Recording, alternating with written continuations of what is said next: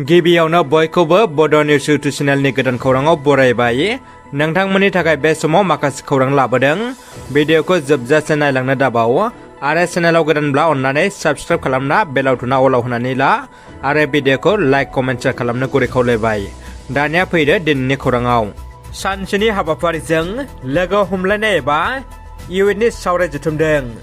उदालगुरि जिल्ला नोगोरारि मावखुलियाव सानसेनि हाबाफारिजों भैरबकुंड समष्टि इउपिपिएल इउएननि लोगो हमलायनाय सावराय जथुमखौ खुंफुंबाय।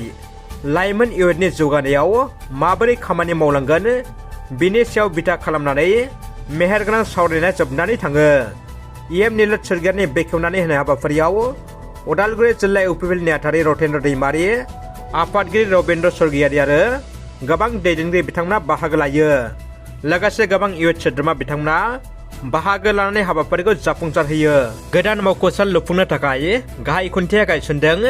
दतमा जौगां खोन्दोआव 6 आसाम स्टेट फाइनेन्स कमिसन बिथांखिनि गेजेरजों दतमा डेभेलपमेन्ट ब्लकनि गोदान मावख'साल लुफुंनो थाखाय गाहाय खुन्थियाखौ गायसनबाय।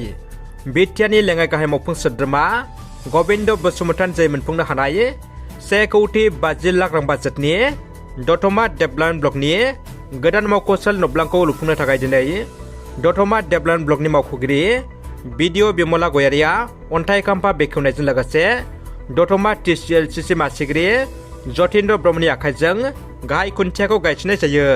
मख'नाया गोनांदि दतमा डेभेलपमेन्ट ब्लकनि मावख'गिरि एबा मावसुमाफोरा नांगौबायदि जायगानि खाबु गैयै आरो गोलाव सम गाज्रि थासारिनि मावख'सालि हालोदजों भुगिबोनांना रायजोनि खामानि मावनांबोबाय थादोंमोन।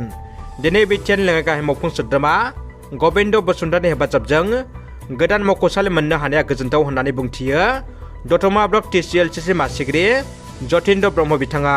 गसाइगावनि कासियाबारियाव गाबोन सानसेनि हाबाफारिजों बिजेपि दोलोनि सुबुंगौमा हाबाफारि खुंफुंनो साखाफारा। लकसभा बिसायख'थिया खाथियाव सफैनाय लोगो लोगोनो रायजोआव बारहांदोंसै बिसायख'थिनि बारहावाया। बेबायदिनो गुबुन गुबुन राजखान्थि दोलोफोरजों लोगोसे बिजेपि दोलोआबो ओरैनो जिरायनानै थायाखै। क'क्राझार बियाबखौ मित्रजोत दोलोनि जायखिजाया बिजाथि जाया मानो बेखौ देरहासार होनांगौ थांखिजों गाबोन गसाइगाव बिधानसभा बियाबनि सिङाव थानाय कासियाबारि आर'नाइ गेवलां गेलेग्रा फोथाराव बिजेपि दोलोआ सानसेनि हाबाफारिजों सुबुंगौमा हाबाफारि खुंफुंनो साखाफारा जानायखौ बे समाव नुनो मोननाय जादों। गाबोननि बे हाबाफारिखौ मोजाङै जाफुंहोनांगौखौ नोजोर लाखिनानै दिनै बे थावनियाव बिटिआरनि मावफुं सोद्रोमा रेवरेवा नार्जारि बिथाङा नायगिदिंफैदों। लोगोसे बिजेपि दोलोनि बे सुबुंगौमा हाबाफारियाव गसाइगाव ओनसोलनि बिजेपि दोलोखौ मोजां मोनग्रा रायजो राजाफोरखौ बयखौबो लैहोर लैहोर फैनानै बाहागो लाफैनो थाखाय खावलायहरदों मावफुं सोद्रोमा बिथाङा। आरो बे हाबाफारियाव आसामनि मन्त्रि अशोक सिंघाल बिथांखौ गाहाय आलासि महरै बाहागो लाफैगोन होननानै बिथाङा खौरां बिजोंनि गेजेरजों मिथिहोदों। क'क्राझार हाब्रुबारियाव डक्टर सफा Brahma music and fine arts कलेजाव गिबि खेबनि थाखाय माहारियारि खोलोबनि आर्ट कम्पिटिसन लोगोसे एक्जिबिसन हाबाफारि बानजायदों। बर' थुनलाइ आफादनि जोनोम सान फालिथायजों लोब्बा लाखिनानै गिबि खेबनि थाखाय नर्थ इस्ट कला मेलानि बानजायनायाव आरो Kokrajhar music and fine arts कलेजनि हेफाजाबाव 16 आरो 17 अक्ट'आव साननैनि आबुं हाबाफारिजों खुंफुंनाय जायो उन्दै उन्दै गथ'साफोरनि सावगारि एरनाय बादायलायनाय आरो एक्जिबिसन।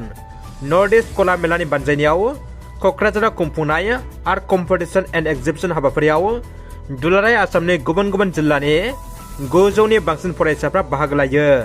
खौरांगिरिनि सिगाङाव नर्थ इस्ट कला मेलानि दैदेनगिरि हेमेन कलिताया जोबोद गोजोननाय फोरमायदों। भगवान बिरसा मुन्डानि जोनोम सानजों लोब्बा लाखिना जनजाति गौरव दिवस फालिदों त्रिपुरायाव। बर'नि बागुरुम्बा मोसानाया बयनिबो गोसोखौ बोनो हादों। त्रिपुरा सोरखारनि जनजाति कल्याण दप्तरनि बानजायनायाव भारत सोरखारनि हेफाजाबाव जनजाति गौरव दिवस फालिनाय जायो। त्रिपुरा रायजोनि राजधानी आगरतलायाव थानाय आस्ताबल माथायाव गुबुन गुबुन रायजोनि ट्राइबेल हारिनि हारिमुफोरखौ दिन्थिफुंनाय जायो। बेयाव आसाम बिटिआरनिफ्राय सायारसि बसुमतारी दैदेननाय मोनसे हानजाया बर'नि आंगो मोसानाय बागुरुम्बाखौ मोसाफुंना दिन्थिनाया बयनिखौबो गोसोखौ बोनायजों लोगोसे बयजोंबो अनसायजायो आरो बाख्नाय जादों।